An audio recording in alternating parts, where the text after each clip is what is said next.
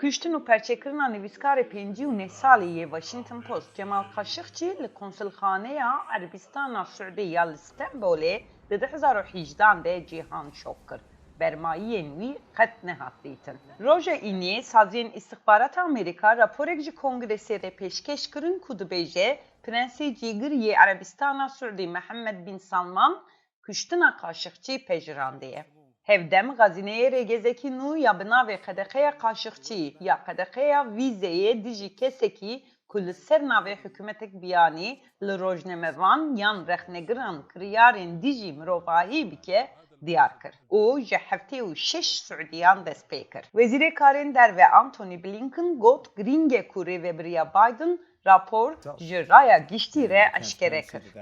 This is a report that ev ne raporek nû ye. Ji xwe hatibû amadekirin û me weşan.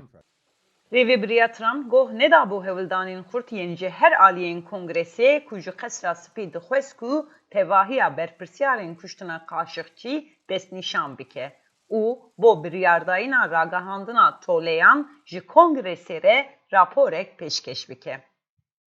Hikûmeta Suudî encamên raporê bi tundî red kir û got ku berpirsyarên tawana nefretê ji xwe hatine darizandin û cezakirin. Heşt kes di dadgehekî Îlonaborî de hatibûn cezakirin ku bûbû sedema nerazîbûnên çavderên navneteweyî. Parêzvanên mafên mirovan pêşwaziya weşandina raporê dikin lê dibêjin ku ew dixwazin bibînin ku ji Prensê Cîgir jî hesab tê pirsîn.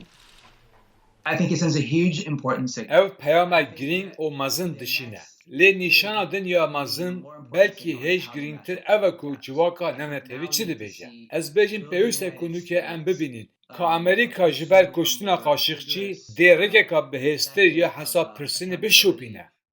Wezîr Blinken li ser pirsa hesab pirsîna ji Prensê Cîgir got ku peyvendiya Amerîka û Erebîstana Suudî ji her kesayê têyekî wî got weşandina raporê bûyer ronî dike û ew hêvî dike ku qedeqeya Kaşikçî ya nû ew ê rojnamevan, rexnegir û malbatên wan yên din biparêze.